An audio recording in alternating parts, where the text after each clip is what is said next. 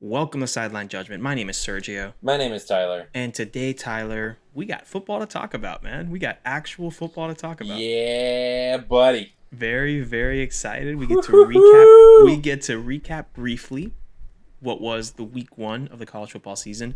We will then be bringing back our wonderful, wonderful segments, Tyler. It's time for 5 wide and our 2-point conversions to come back. Give it to me. We picking football games today, baby.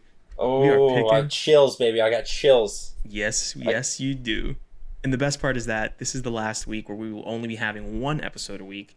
We will be returning to our 2 episodes a week format next week. We'll have a review episode and then a preview episode following up. So Mondays will be a review. Thursdays will be a preview. So just keep that all in mind. Tyler, before we get to any of those things, let's go ahead and talk about quick hits. Let's talk about a few college football news, things that were in the news this week. Let's start off in Norman, a place that I know pretty well. I have some family ties. Turns out Lincoln Riley, head coach of the Oklahoma Sooners, says that Oklahoma will no longer release their COVID-19 information due to quote-unquote competitive advantage. I don't know how I feel about this, man. See, I'm torn with this too because it's I don't it is kind of their own decision of whether or not to release that information. Right. And it makes sense. The whole competitive advantage, it's a genuine concern. That's a real thing because if you have to completely get rid of your if your defensive line is completely depleted because of COVID-19, you don't want Texas knowing that. You kidding me? Texas is going to hand the ball off 55 times. Now, the other side of the argument could be that Texas is going to know that eventually anyway because you're going to have to suit up and play a game. Right. Because I think what people think that this means is that they'll be hiding their COVID-19, that there'll be some people that have it that are playing that they shouldn't.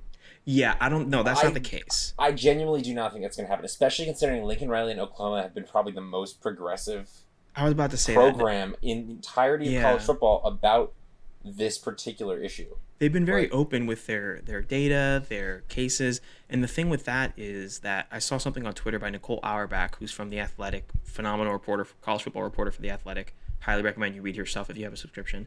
She was saying that this is kind of a bummer for journalists because it's not like they were treating COVID as if it was... They were doing the right thing by treating COVID like it's a special case. Now what they're doing is they're going to treat COVID as if it's an injury. And like you said, it's not that they're going to be playing COVID playing with COVID.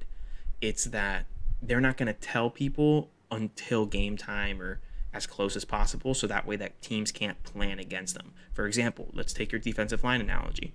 Texas is going to run the football down their throats if they know that 3/4 of that defensive line room is out. They're going to game plan for that the week ahead. So the argument on Nicole Auerbach's side is that, well, this isn't an injury. It's a global pandemic. And the fact that we're even playing football right now is a whole other conversation. But the least you can do is be transparent. You know what I mean? Yeah, absolutely. So, I understand both sides to it. I'm too. I'm torn because the competitor in me is like, yeah, of course, you don't want people to know that. But also it's a global pandemic. So yeah, it's its own thing. Some things transcend that. So Exactly.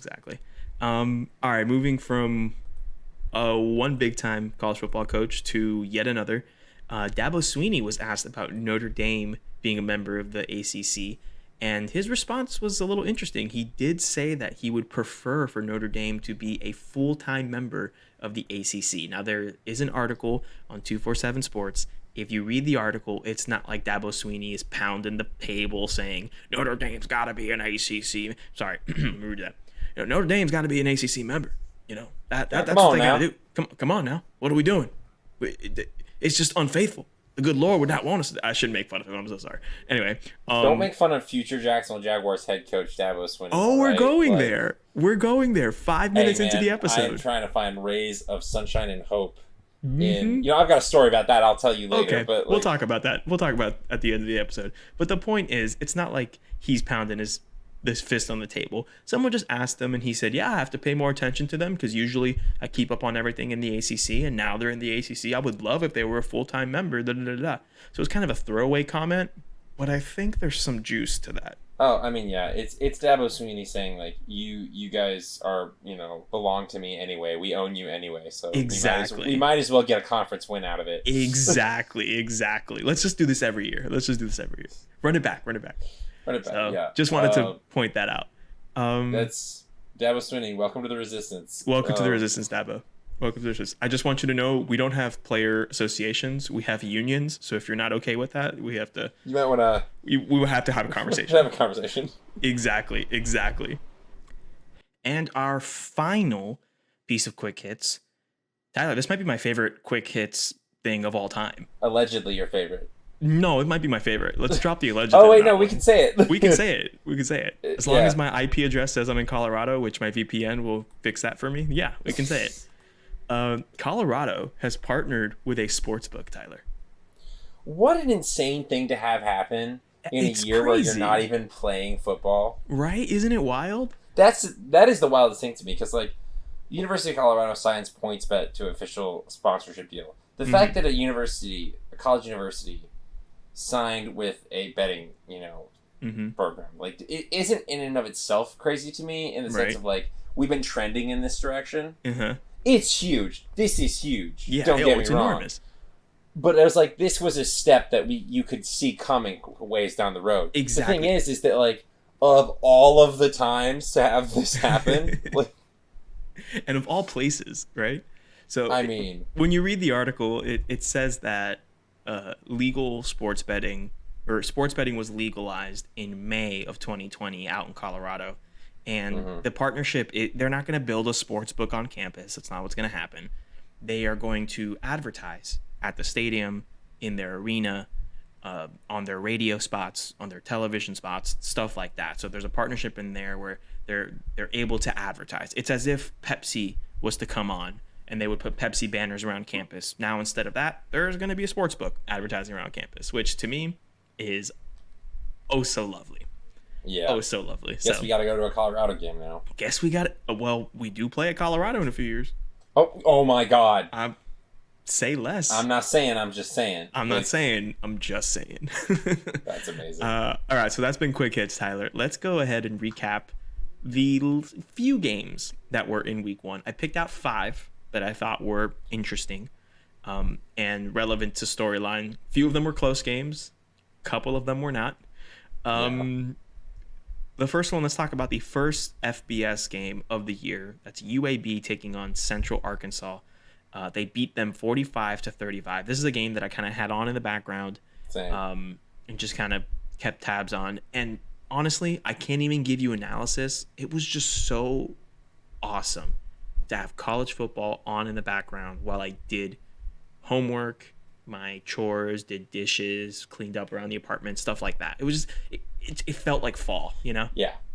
This is a primer, and it really is starting to feel like fall. Like, I mean, this past weekend, dating the pod, but like this past weekend was Labor Day weekend. I did not know 3 days prior that I was going to have Monday off as part of Labor Day week, because I didn't remember that it was Labor Day weekend. Oh, okay. Because Labor Day weekend is always built around college football starting. Yeah, that's true. And with no NFL preseason, with less of a preseason for college football, like with basketball being with played. basketball being now, like I just forgot that football was a thing, and just to get this was amazing. Yeah, you, my friend, UAB won. So you, my friend, were lucky that you had it off, because I, due to COVID stuff, I had school on Labor Day, so I had to go into class. You texted me at 7:58, and you just all caps, which we'll get to BYU Navy in a bit. You texted me all caps, BYU Navy, let's go. And I responded, and I was like, I'm in class. I get out at 9, but I will rush home, dude. Don't you think I forgot? Don't you think I forgot about this game, sir? I knew you didn't, but like, I just had to get it out there. Oh, I know. And then let's move forward from Thursday to Saturday, where it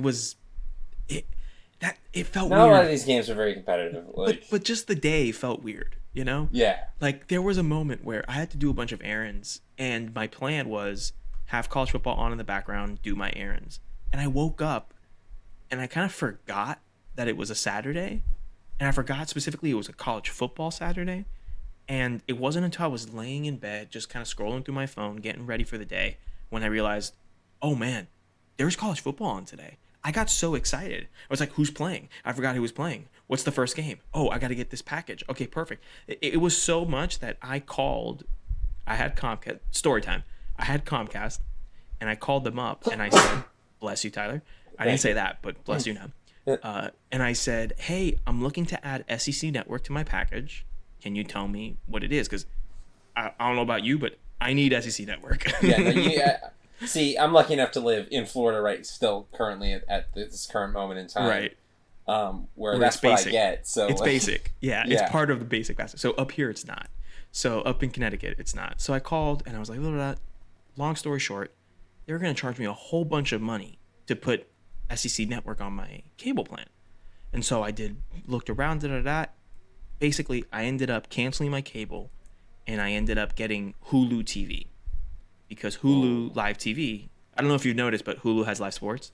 What? No way. I think there was one time where Tom Brady did a complete fake out. Who? That he was. Who? Some chump did a complete fake out that he was leaving New England. Mm-hmm. And then he did. To say that Hulu does live sports, and then he actually did leave New England.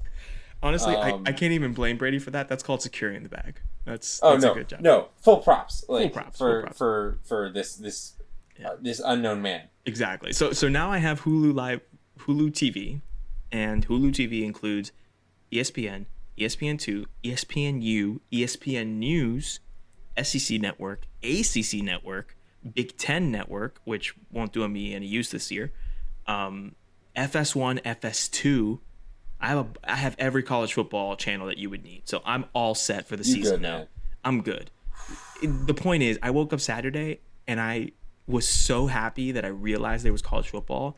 I changed my cable provider simply to have on the day, immediately, simply to have the channels ready. Smart which is decision, why when I was watching Army clobber MTSU, it was so underwhelming. I was like, I canceled my cable for this. Oh, CBS Sports Network is in that package too. Like, I was like, I canceled my cable for this. So, fun fact about this game: did you know that Army never punted? I didn't know that. I don't think they punted once. They scored on every possession? I'm pretty sure they scored on every single possession. They at one point I think had one drive that was 99 yards and like 19 plays. Didn't they open with like a 12 minute 78-yard drive that took like a half hour in real time? Absolutely incredible. Oh, also very boring, but still very incredible. Oh, I know. It's like when you watch a service academy that is on, like they are winning, like they are good. It's almost like you forget they are playing another team. Yeah, because everything is centered around them. Has an offense, right? Everything is centered around just that whole operation. It's a well-oiled machine. So that was underwhelming a bit. Yep. But college football gods, they definitely blessed us with the next two games. SMU and Texas State. That game was fun. Yes. Arguably the catch of the year by a Texas State wide receiver at the end of the first half. So early in the season, and yet we still got it. I remember we were drafting our college football, our fantasy football teams, which we'll talk about later in the pod. And I remember looking over, and I think I said to you, we're on a Zoom, I said, Tyler, I think Texas State just had the catch of the year. Yeah. And we're halfway through the first Saturday of the year. Every year. Oh, my gosh. It happens like that, and it was good. It was a good game. It was a good game. I'm very impressed with Texas State from the set, because they typically suck. Yeah. And Jake Spavital in like just his second year, they had some real fight in them. Mm-hmm. And I think SMU's a good team, so like I agree. SMU's dissuaded from that. So SMU's an American contender, a contender for the American Conference. And it was also so much. I think the big story of the first weekend was the Sun Belt, right? I think the Sun Belt played some really good football. You know, they look good this week. Yeah, and then we also had Arkansas State taking Memphis down to the wire. It was a one possession game with like 5 minutes left in the game, 6 minutes left. It was a very, very good. It was very good football by both teams there. So. Yeah, and I think that I was very interested to see Memphis because Ryan Silverfield was taking over as the head coach, and losing Mike Norvell. It's like you're very interested to see what does the offense look like. What did he take with him that they can't replace. Well, and right now, not much. Like, yeah. At least in the first game, because their offense looked very similar. Brady White looked improved, which I think is more of just like a him having a year. I think I saw his 12-year-old kid on the sideline. Yeah. Yeah, exactly. That man is in his he's in his 12th year of eligibility. Yeah, I cannot believe. I tweeted this. I genuinely could not believe that Brady White was still at Memphis. Like, I was actually having a hard time with this. Mm-hmm. Yeah. All right, Tyler. He literally is pursuing a doctorate. Yeah, he got his bachelor's at his previous institution, which I don't remember what it was.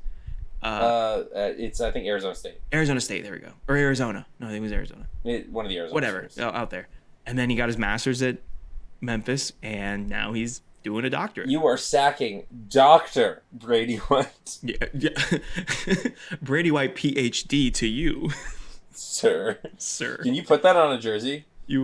I would 100%. If I had a PhD, I would put that on my jersey so fast. Oh, that would be good. It would be better than Joe Burrow changing his name. If the Tagovailoas can add a TU or in a TA for Tua and Talia, we can add a PhD. For sure. Are you kidding me? Let's do it, Tyler. Well, it's okay because Sideline Judgment is going to grad school, like the podcast. Yeah. So maybe once that happens, Sideline Judgment can go to doctoral school. And maybe the podcast will be Sideline Judgment PhD. I would not be opposed. It would be nice. All right, Tyler, it's time. It's time. Oh boy. It's time to talk about the Blitzkrieg that BYU put over Navy. It was bad. It was bad. Yeah. This was guerrilla warfare. This was pretty bad. BYU 55-3 Navy. Monday night prime time. Herb Street and Fowler were there. It was a big deal. No fans, but like it was ESPN's attempt to be like college football's here. Where like typically this game would be like Alabama left in the background. Like, oh my gosh, this game would have been huge. Like, yeah. I got home at the end. I got home around like 9:10 at the beginning of the second quarter, and it was already like 28-0. I was like, what in the Mormon religion is this? What is in the milk in Utah? Someone explain this to me. Like, I just cannot get a figure on like. It's a game that like where you're like the thing to take away is that BYU's not bad and Navy's very bad, but I honestly don't even know if we can take that away from this game. Like, and that's the thing. I what is there to take away from this game? I'll tell you. I think BYU is a good football team. Yeah. I think Navy's a really bad team, and Navy made BYU go. Navy made a good football team, and BYU look like a great football team. Yeah. Where that's just not the case. Yeah. You know, that's just not the case. Quarterback was looking really well. The Romney twins were looking really well. The offensive line, BYU won this game in the trenches, both on the offensive and defensive line. Absolutely. They were stopping everything. That triple option could not function for Navy. And then on offense, they were blowing up the Navy defensive linemen. I mean, there's nothing else to say. There's nothing else to say.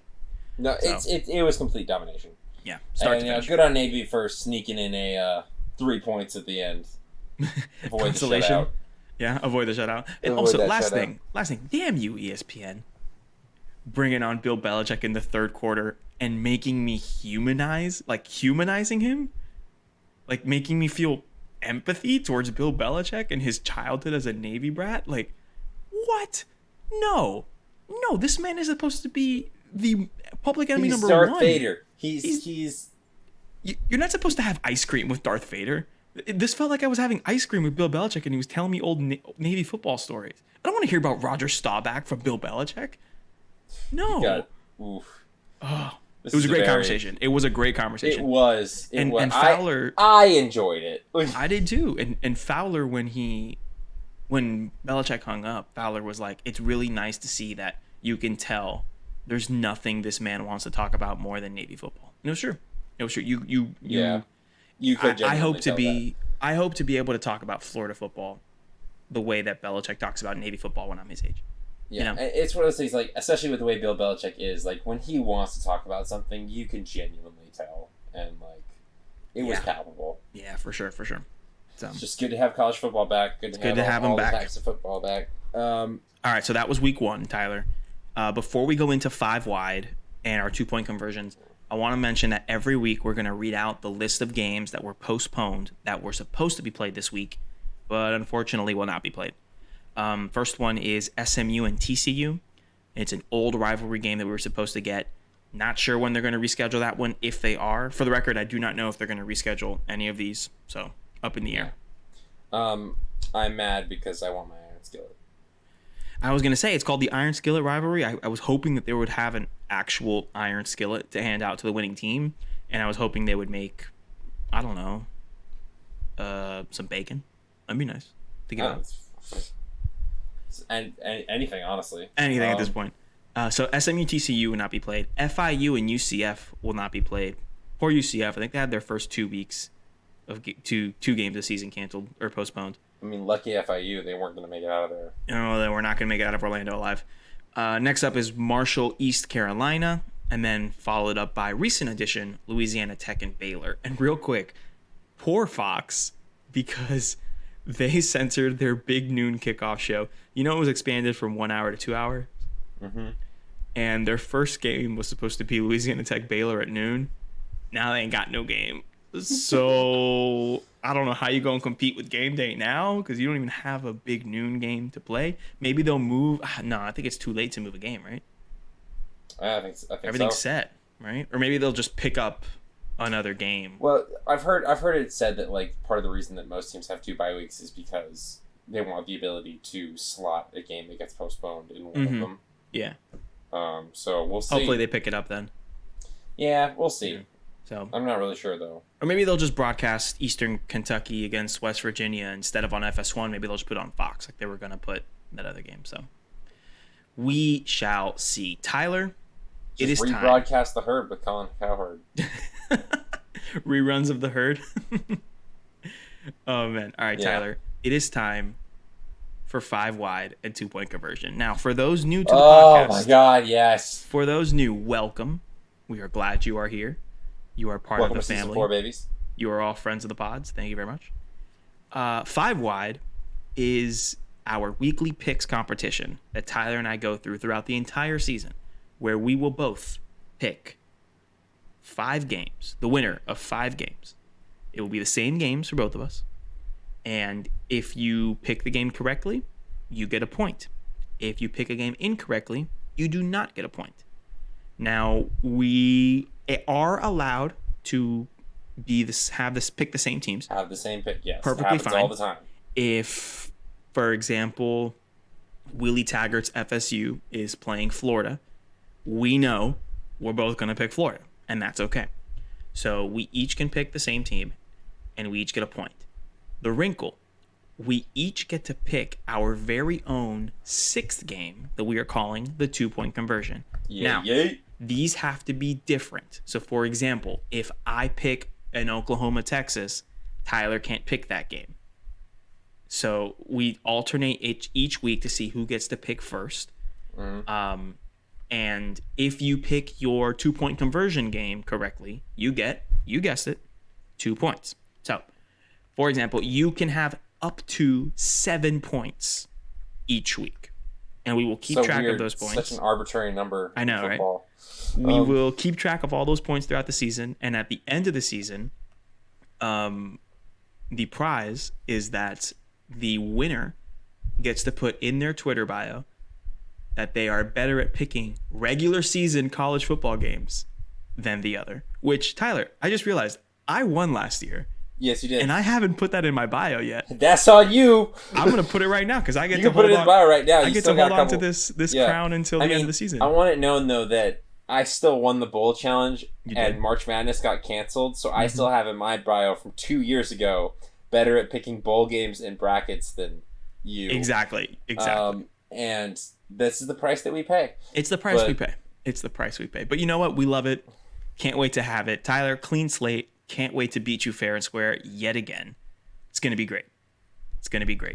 Tyler, let us begin All right, so I'm gonna go, since I won. I get to choose this week. Now we alternate each week. Yeah. So I want to go second, which means that I get to pick first for our 2-point conversion. Also, I'm not sure if I made that clear, but once a game is off a table for 2-point conversion, the other person can't pick that game. Yeah, and every way whoever this is the big thing. Since he won last season, he gets to pick if he wants to go first or second for 2-point conversion. Right. And then every week after this, we will just alternate.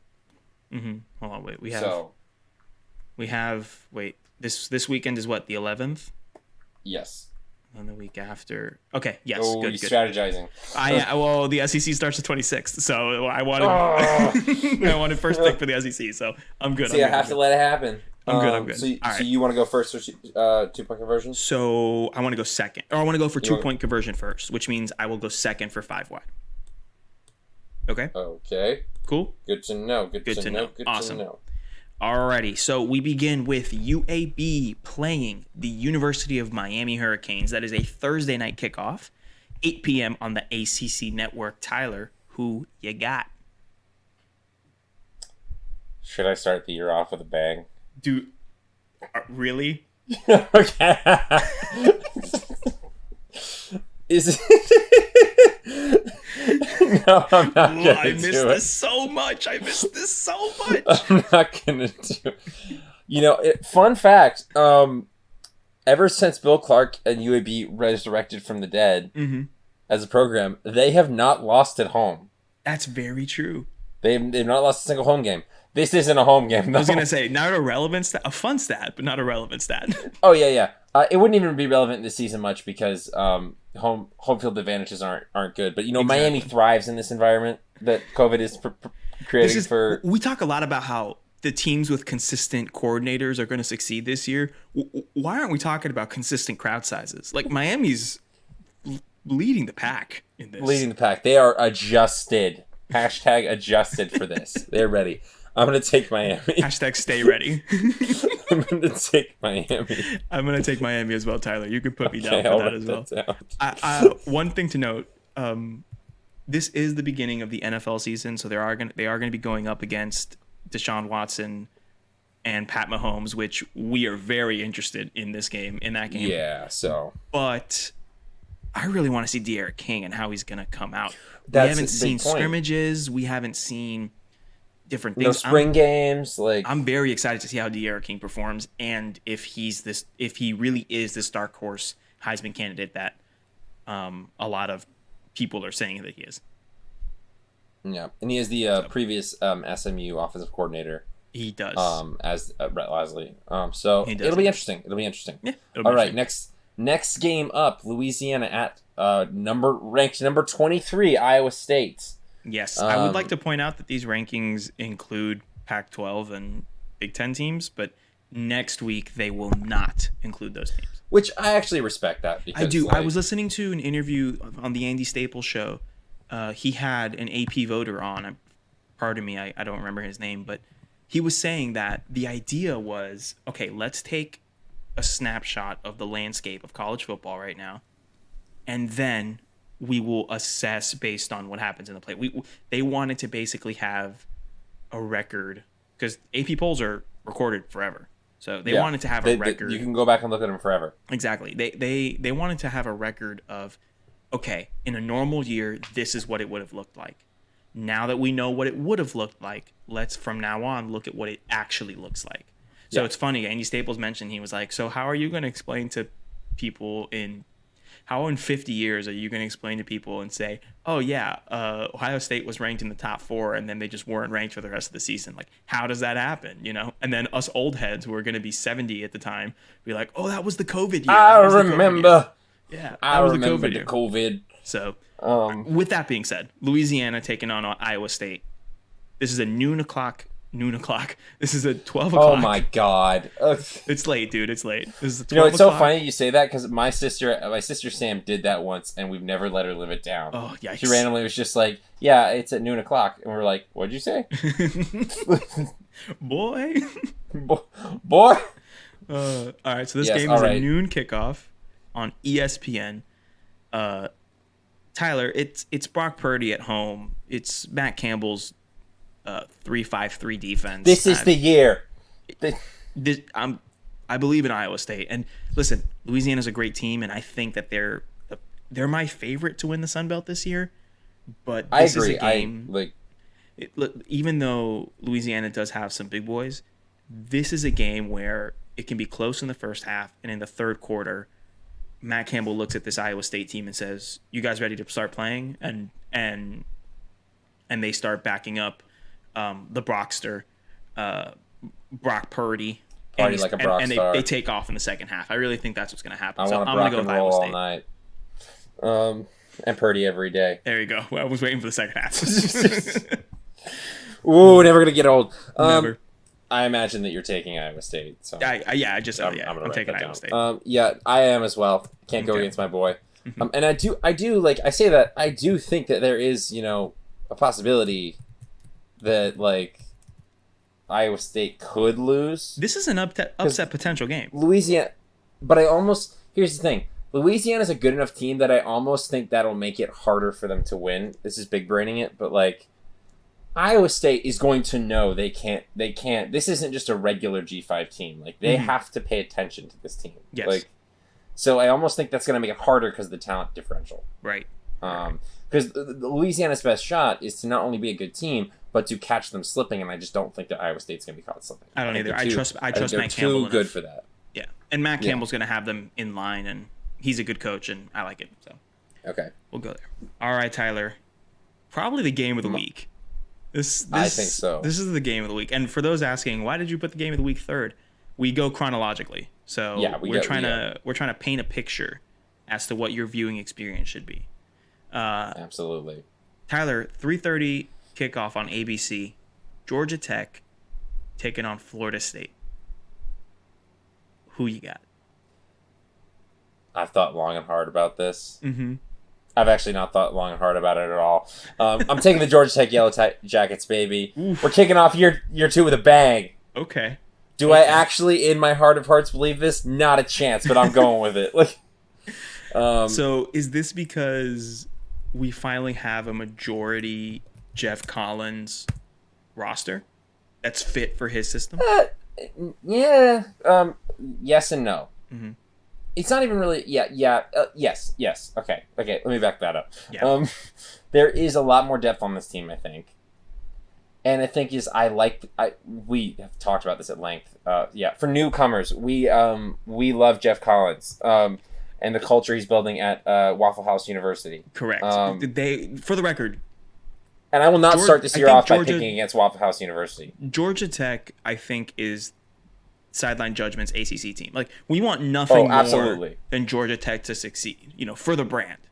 For the brand, absolutely. For the brand, right? But I do think that and I say this not as a joke, and most people who follow college football understand that this is not a joke. Georgia Tech was the greatest 3-9 team of all time last year. Oh yes. They were very well coached. It's just that they have a depth issue because they're transitioning to normal style football from a triple option, right? Which takes time. So much harder than people think it is. And I think that if Georgia Tech wins this game, it is really just first of all, we're going to be insufferable. Oh yeah, we are going to rub it insufferable against Florida State, against the school up north, against Free Shoes University. Please. Yeah, I fun story. I remember because I live in the Panhandle right now. Mm-hmm. I was at a bar last year. Remember those times?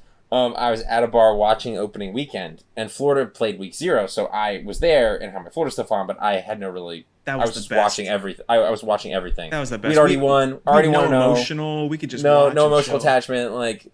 But FSU's it's not even like that on the bye week because our bye week is before Georgia, and I'm chain smoke. I don't smoke. I don't smoke, but I'm stressed chain smoking, watching games, thinking about Georgia. That's all I do our bye week. Yeah, every good play, I'm I hope that we do that.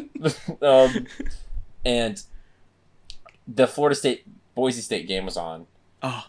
And Boise State came back and won, and I was with a true freshman quarterback. Oh, and also on the very next screen was Georgia State beating Tennessee, and there were a bunch of Tennessee fans seated next to us. What a week! This is a majority Florida State area, so there was not a single person that I in that bar that liked me. Everyone hated you. It was worth it. Anyway, if Georgia Tech were to actually win this in reality, it's going to take it's a combination of they're going to squeeze it out. They're going to surprise Florida State, and just Florida State has just had some stuff going on. They're going to need some time to gel.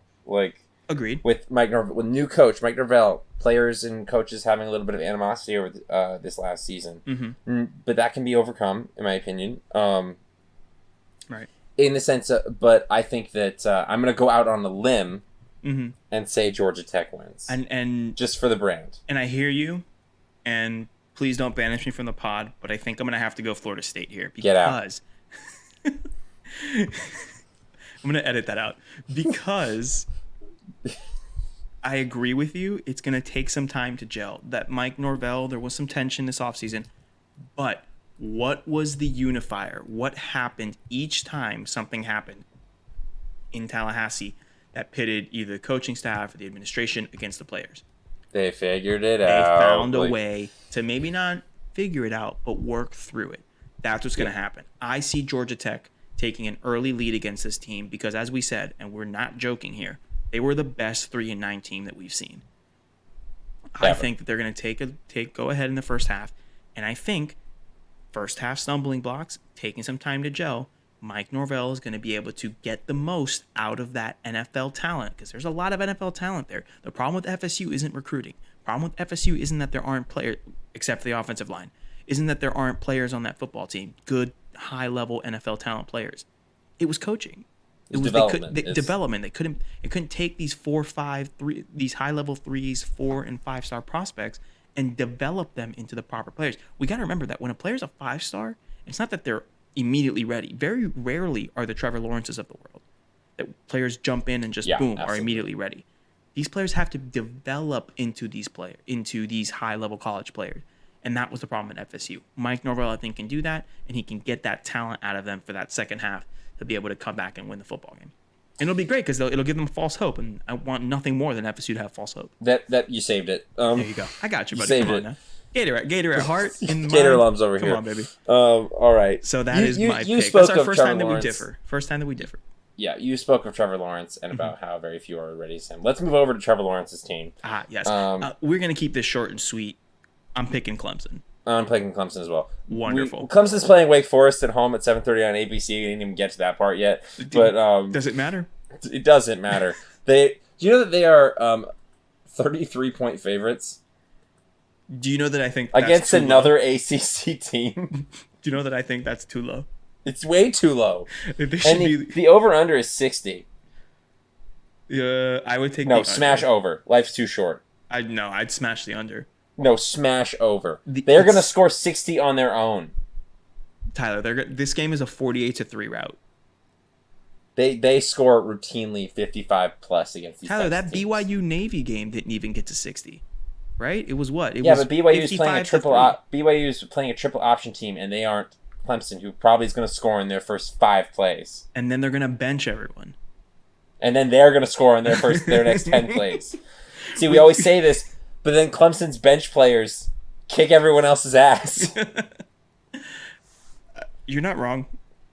You're not wrong. All right. Well, when Jamie Newman was on this team, this Wake Forest team last year, they lost by like 50 points. You can fact check me on that. I actually don't know if it doesn't change the fact that Clemson's going to win, which is all that this competition matters. Exactly. Cares about. Exactly. I think it's going to be interesting to see. I just am very excited to see Travis Etienne Jr. again. That man is just just brings me joy. Watching this man play football brings me joy. Good. So good. So good. It is going to be interesting to see how the Clemson wide receiver room develops because they're going to rely. T. Higgins is gone in with the draft. Justin Ross is out for the year because of an injury, a spinal injury, and they had a lot of young guys last year that developed, but they haven't taken promising roles. There's no better quarterback in the country to do that with than Trevor Lawrence. Listen, this is how big time programs stay big time programs. Their talent that they recruit develops and steps up when they need to step up. This is a moment when they need to step up. Absolutely. We'll see if they do. And worst case scenario, they just dump it off to Etienne Jr. and he runs for 80 yards. Whatever. I mean, there's just I'm not gonna lie. There's just no world where I see Wake Forest winning this game. No, I agree. All right, Tyler. Last of the 5 wides, we got Western Kentucky against Louisville, 8:00 on the ACC network. Who do you have? I'm gonna go with Louisville. Mm-hmm. They are a very good team in my opinion. I think they're gonna be good this year. I love Scott Satterfield. I love what he does. Scott Satterfield. I think Western Kentucky will be fine. And Louisville's not a heavy favorite considering. What's the spread? It's I believe only 11 points. Okay. Let me double check that. Let's. Well, regardless, 11.5. 11.5. Okay. Yeah. So, it's double digits, so that's still something. But I think Louisville is going to be just fine. They're gonna take them. I agree wholeheartedly. I think this is a situation where Scott Satterfield is going to take this as a tune-up game. And Western Kentucky wasn't the best team in Conference USA last year. They did have they had a good passing game, but I honestly don't know if everyone's back and all that stuff. And I'm going to take my money on a Scott Satterfield coach team. So I'm going to take Louisville. So to recap the 5 wide, we are chalk. We are both UAB Miami. We both have Miami. Louisville, Iowa State. We both have Iowa State. Clemson, Wake Forest. We both have Clemson. Western Kentucky, Louisville. We both have Louisville. The only game we differ is Georgia Tech, Florida State. Tyler, you have Georgia Tech, and I can't believe I'm going to have to root for Florida State this Saturday. Ugh, can't believe that. You don't have to. You can just defect. I'm just saying, like, this is a Hail Mary pick for me. Okay. But I will not on the first edition of 5 Wide this season of Sideline Judgment, I will not pick against my Georgia Tech Yellow Jackets. Understanded wholeheartedly. Tyler, it's time for 2-point conversion. Ooh. I get first pick, and I can't believe that I'm doing this because I probably would have picked this if I went second. Tyler, take a look at the schedule and take a wild guess as to what my game is. Is it the last one on the schedule? Oh, it's the last one on the schedule, baby. Damn it, I wanted to pick that one. Coastal Carolina. If you had gone second, I was totally going to steal it from you. Of course you were. I know you. It's almost like you're my best friend. It's kind of like I know you, you know? Weird. Coastal Carolina taking on Kentucky, 10 o'clock, FS1. Kentucky? Oh, it's like Kentucky. I see KU. I'm so sorry. Kansas. My Kansas Jayhawks. My Jayhawks. I'm so sorry, Les. Miles to go. Miles to go, baby. 10 o'clock, FS1. Shout out to the Big 12 for taking on the responsibility of providing a Pac-12 after dark game. Just because we don't have any Pac-12 doesn't mean Pac-12 after dark has to die. The other conference with a 12 in its name. It's just like, we got you, fam. The Big 12 is taking on that responsibility, and that, my friends, is loyalty. So that's my game, Tyler. I'm taking the Kansas Jayhawks to win that first game of the season because it might be the only one they get. Yeah, that's a good point. Tyler, what is yours? Not great looking. What's your We've got there are a lot of interesting games left on that we didn't discuss. Syracuse, North Carolina. Yes. UNC is a heavy favorite. Yes, led by future Minnesota Vikings quarterback Sam Howell. We got Duke, Notre Dame. Notre Dame is a heavy favorite. Surprisingly, not as heavy of a favorite as North Carolina. I saw Notre Dame was like a 22-point favorite. What's North Carolina? No, Notre Dame is a 20-point favorite, 20? And North Carolina is a 22-point favorite. That's what it was. Which is a little wild to me. But there's that. Well, I mean, you got. I guess David Cutcliffe is worth 2 points. I guess. I suppose. Is that the logic? I guess. But there's also a sleeper game. Charlotte at App State is going to be really good. Great pick. I know that. I don't know if that's your pick, but that's a great game. I'm debating it in my head real time. But Charlotte at App State, your head says go App State, but Charlotte was really good last season, and I love Will Healy. Yep. And I think a lot of good things are going to come from that. Another game that I think the game that I am going to go with is the Tulane. Green Wave. South Alabama. South Alabama Jaguars. Who are you picking? I'm going with Tulane. With the best uniform team in college football. That is very true. That is very true. I got to come down on these. Won't be the only Jaguars losing this weekend. Anyway, tanking works, Tyler. Tanking works. Yeah. So South Alabama is 1-0. They looked vastly improved from what I saw from them last season. So I'm very impressed with them on that. Right. But I think this might be the year for Willie Fritz. I say that every year, but I think Willie Fritz is in a position where, because we are missing 4 of the 10 conferences, if Willie Fritz has as good of a year or better than we are used to seeing out of him, he's going to get a lot of eyeballs. He's going to start to be that whole group of 5 coach that people are starting to kind of look at and be like, oh, maybe Willie Fritz can come over here. You know what I mean? And some programs are looking. Yeah. Maybe Vanderbilt's looking another way, and Willie Fritz. I think he'd be a smart pick for Vanderbilt. He's a little. I think so as well. Like, he's a little counterculture, like stylistically and schematically, than what a lot of the SEC does. I think that would be a great fit in terms of. I think that would be good for Vanderbilt. I don't know if Vanderbilt would make that decision. Make sense? That makes sense. Yeah. Awesome. All right, so there we go. Those are our 5 wide and 2-point conversions. On Monday's review episode, we will be going through and seeing what we got right and what we got wrong, tallying up and keeping track. Tyler, before we hit the curb and go to bed, because it is late on a Tuesday night, what's your favorite tweet that I have shared with you this week? Oof, so many good ones. So many options. It's funny. So I lost it. I just had it right here. No. Okay. All right. Okay. Yeah. Here it is. We didn't really talk a lot about Florida today, but you sent me something today by Nick De La Torre. Oh, love him. It says Dan Mullen says Kyle Trask will have input in what goes into the game plan on a week-to-week basis, and this is big because this is very this is Florida's enormous. To start for a few weeks. It's so nice to have a quarterback for your team that actually knows what they're doing. I haven't felt this in a long time, but so this is a big deal because as friend of the pod Michael Phillips and many others kind of explained, and if you know, is that it's not very commonplace for even a Mullen quarterback to get say in what goes into the game plan. Correct. His best ones do, but that's because you have to get to a point in the system where you truly understand it. Because it's one thing, they're going to put a system around you and make call plays that fit your strengths, fit the strengths of the game plan. But for them to trust your football mind and your preparation and your leadership to be able to go in and then actually contribute to the game plan is huge. Right. And it says a lot with saying a little. It says a lot about where Mullen believes Kyle Trask's ability is, where he believes, his ceiling is, where I now believe the ceiling of this team could be. Because it isn't just a commonplace thing, especially because Mullen's won plenty of games and had plenty of good quarterbacks without having to do that. Right. So this is very telling for Florida's future. I think above it all, it's the leadership aspect. It shows that, I've only played one season of college football as a starter, high school or college. And I rode the bench for 4 years. But at the end of the day, those guys in that locker room trust him.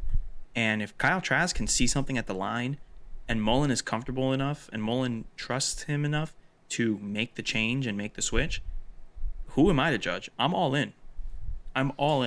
There's literally no one in this universe I trust more with quarterbacks than Dan Mullen. Correct. 100% agree. 100% agree. So I'm excited to see that happen.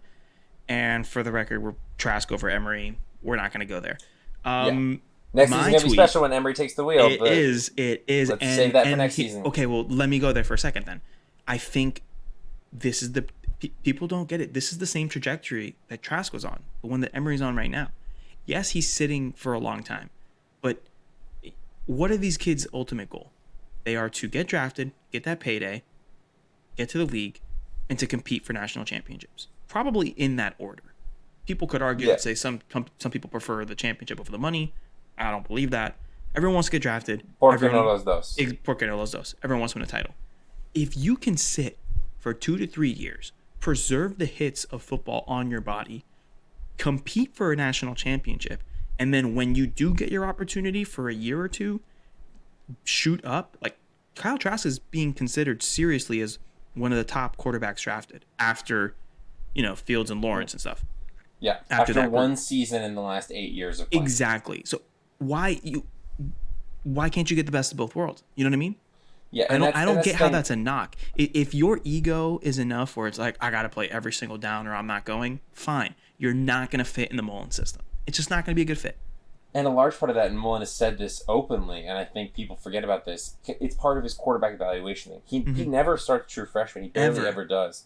And a large part of that, and I think it's smart, and I can say it's smart, because I've literally seen it, the other side of this, with early stages for Felipe Franks. This isn't a theory. This is proved. He did it with Tebow. If he did it with Tebow, who are you to think that?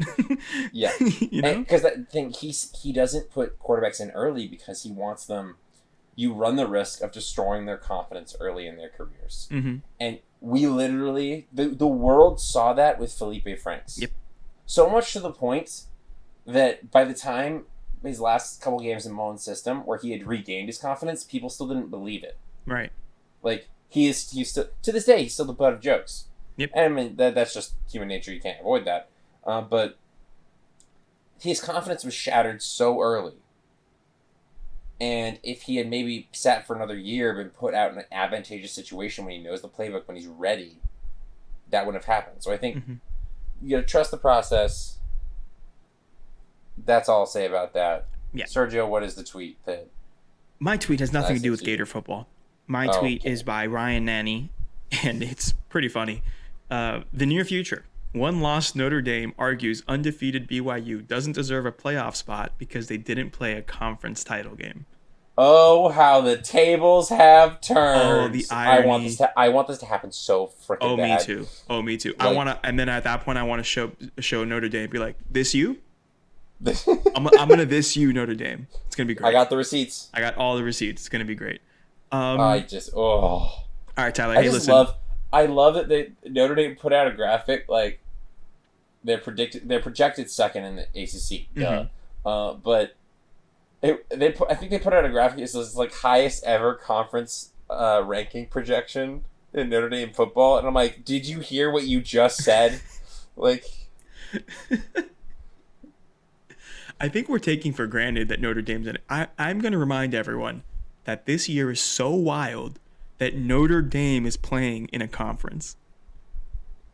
I still can't get my head around that. Like, I really hope that the ACC just kind of like, once Notre Dame's like, okay, cool, we're going to go back to being independent, they're like, no. Like, no, you're not. I'm sorry, what? It's like, oh, no. It's one of those things where it's like, nope, we got you. That's it. I'm not letting go. What they should do is that they should continue to count Notre Dame wins and losses as conference games. And yet if Notre Dame wins, like wins the division, it'll put Notre Dame in a bind where they'll be like, we want to go win this conference, but they'll be like, yeah, you have to be a full-time member to win. Oh my God, it's like with a little kid where it's like, okay, fine, you can do this, but you won't be able to do this. Yeah, they should do that. Oh my gosh, I'm not even joking about this. They should actually do that. Child psychology. That's the way to get Notre Dame to join a conference. All right, Tyler, listen, before we take off, I do want to go ahead and give a fantasy football update. Tyler, I want you to tell me how your drafts went this weekend, how everything happened. How'd it go? I am actually very happy with all of my drafts. Nice. I am very happy with our draft in our keeper league. Mm-hmm. More so than I think you about a couple things, but which we'll get into. But we can get into it now if you want. We'll get into it now.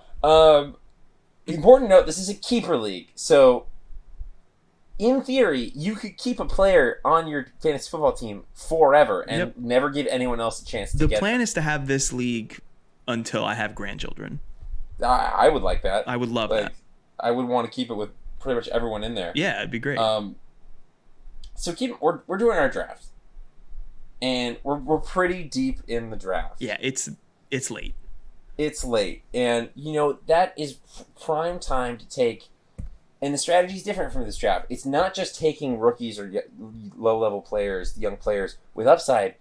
It doesn't even have to be for this year. Right. Like sometimes you draft players that aren't even really important for this year, but if you feel good, you can keep them for next year as an investment. Right. Like last year, I drafted Baker Mayfield as my QB1, and I drafted Lamar Jackson as my QB2 because I believed in him. And if for nothing else, it's like I want to have him on my upside. Right. Turns out he was my QB1 the whole season. Mm-hmm. Important to note that Sergio's turn starts to come up.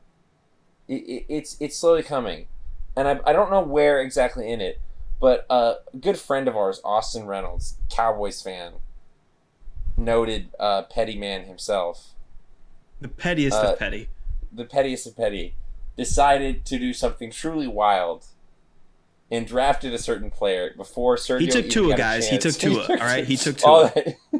He shattered my hopes and dreams and took Tua. So Austin Reynolds took Tua Tagovailoa, and I don't even remember the round. It doesn't matter. And the best part of this whole thing is not that he took him, and that you'll want to get a trade from it. The best part is that it's the human element. We've discussed this at length. You could put together a trade package for Austin for Tua, and no matter how good it is, he's gonna say no. I could give him Deshaun for Tua straight up, and he would say no. He would say no. This is the man who, after he did it and was successful, he ran around his room, and we're on a Zoom call, so we can all see this, and said, "I want a picture of Pat Riley signed by Jimmy Butler in order to get this." In order to get this, and even I keep saying this, but the best part after that is the fact that Sergio was the host of the Zoom call, so he couldn't even leave. Yeah, I couldn't even leave the call because everyone would... Anyway, I just want to point out that everyone who comes on the pod is deemed a friend of the pod, and Austin has been on the pod. I am revoking the title of friend of a pod. He's a former friend of the pod, Austin Reynolds, from now on. Sorry, Tyler, I know that's a two-person thing. We make these decisions together because we are partners in this, but I just made that one on my own. My vote's being delayed. Sorry. So sorry. I'll have to send you some out to vote by mail. I'll have to send my vote in the mail. Former friend of the pod, Austin Reynolds. You're going to get it in 5 to 8 business days. You horrible man. For the time being, he's former friend. So that league draft went great. I will say this. That league draft did go pretty well for me as well. That was really fun. I won't lie. My issues that I had, my first draft was with my close group of friends. And I was like, oh, I'm going in. I got this. I got a strategy. That draft was horrible for me. I definitely just messed it up. But I'm kind of glad because I got a bad draft out of the way. You got your mojo out of the way. Exactly. Got it. And then for the leagues that quote unquote matter, this one matters because, I don't want to be clowned for a year. Yeah. But punishment is to run a half marathon. These aren't the Waffle House thing. Right. These aren't my money leagues. No. Yeah, these are my money leagues. So it's okay. It's okay. Yeah. So. Yeah. That's for me. For the SR alumni, our keeper league is was the first draft that I did, and I felt pretty good about it. Yeah, I thought you would well. I got 2 Gator players. I got Van Jefferson from all of you guys. Well done. And I got Freddie Swain, Mr. Irrelevant. So good day. Mm-hmm. Beyond that, other leagues I had our Harambe is our 12th man. Yes, which I am a new member of. It's his first year.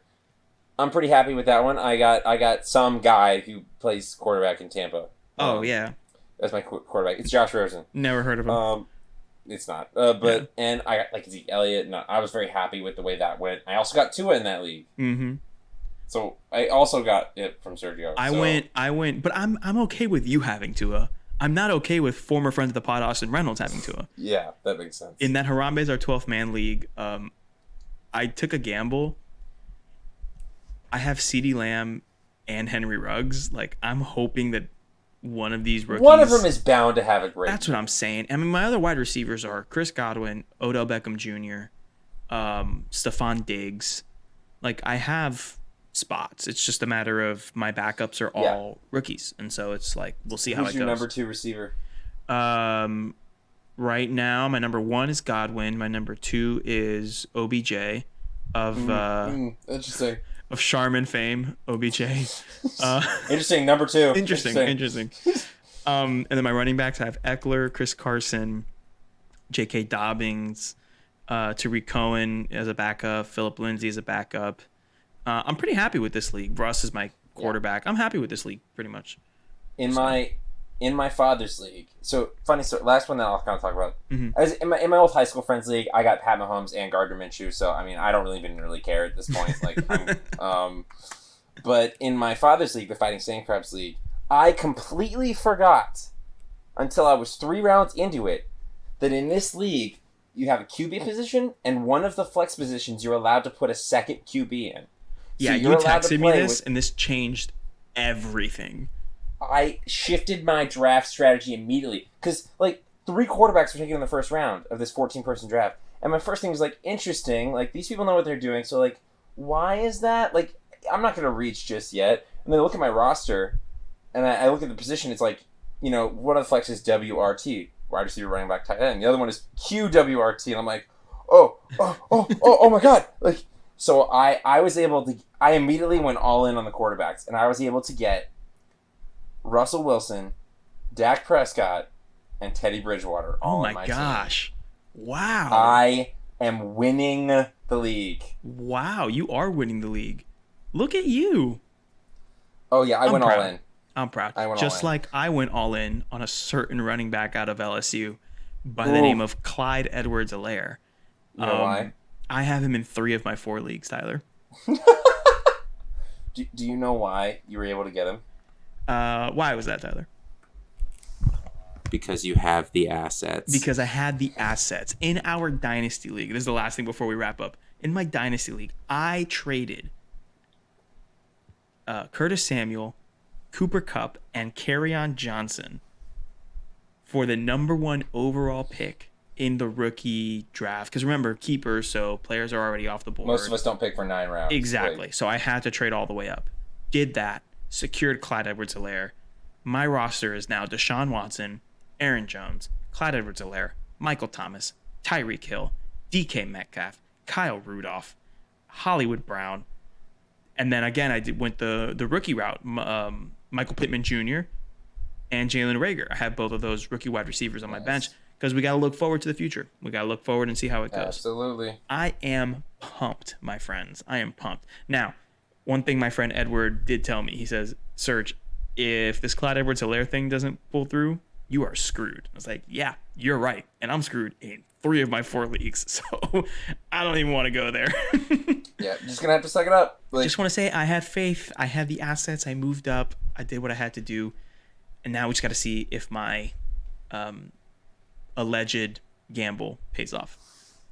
We shall see. We shall see. Tyler, that's it for this week.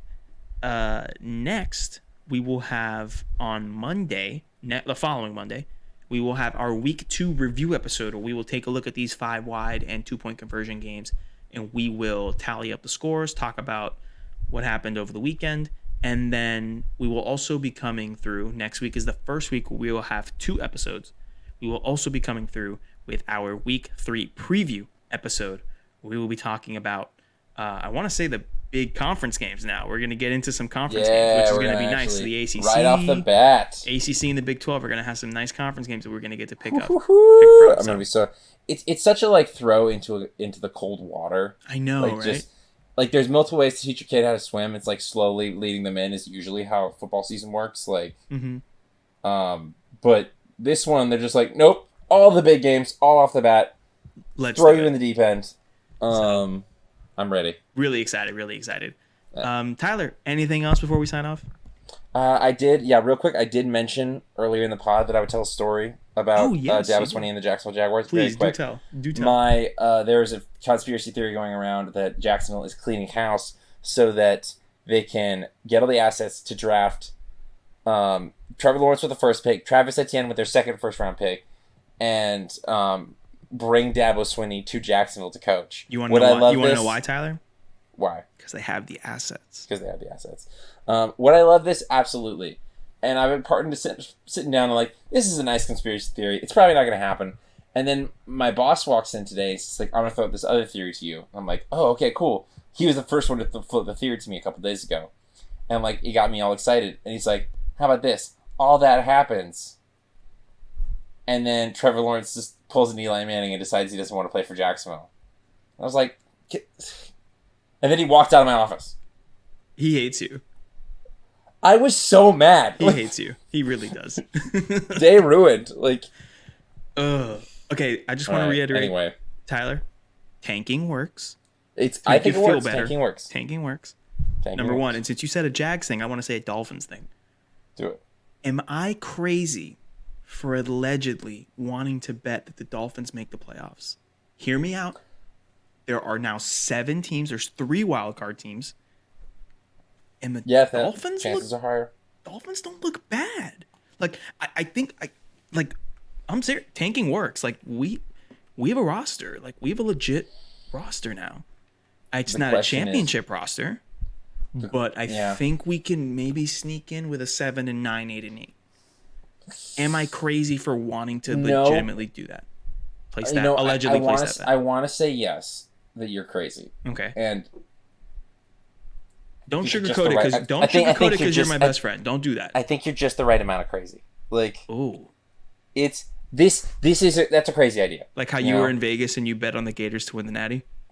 Looking a lot smarter than it did now. A lot smarter. Yeah. I was literally thinking about that allegedly. Not allegedly. You did. Oh wait, no, it was legal. It's legal. You're good. So, yeah, I was in Nevada. It's legal. Yeah, that was back in February. Yeah. Oh, how the world has changed. I wonder if you're gonna be able to go to Vegas to cash it. To cash my check. Never be able to get there. But I think I wanna get on board with this, and we see it all the time. Random NFL teams make just giant leaps that you weren't expecting. Mm-hmm. And I think it's possible. My thing though is that you've got the Bills and now the Patriots in your division. That, like, the Jets are trash, but as God intended. Like, originally I thought that the Patriots were gonna be like, oh, they're gonna be more like a 6-10, 7-9 team, you know? Right. Now they got Cam Newton, and I'm not feeling so I know. So certain about that. And I know the Bills are gonna be good. I think Cam Newton is worth 2 or 3 wins on his own. Yeah, I do too. And so, but that's the thing. Like let's say the Bills have a phenomenal season, they go 11-5. Then let's say the Pats go 10-6, 9-7. What's to say we can't be that 7th wildcard team at 8-8? The thing that is helping me with this, get on board with it, mm-hmm. is that there's an additional playoff team now. Okay. And there are many years where 8-8, 7-9 teams make it in the playoff, and that was when there was only 6 playoff teams per conference. Right, which is why now you're adding an additional spot. That's the part where it goes from being crazy to me to not so crazy. It goes from being right. It's a big jump.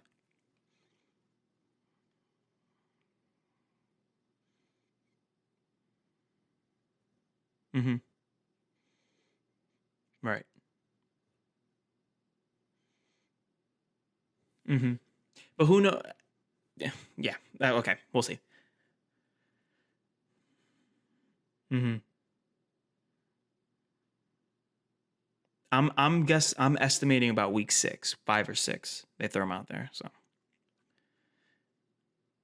yeah, I gotta trade before that. So we will see what happens. Tyler, this has been another episode of Sideline Judgment. My name is Sergio, and we are not biased, but go Gators.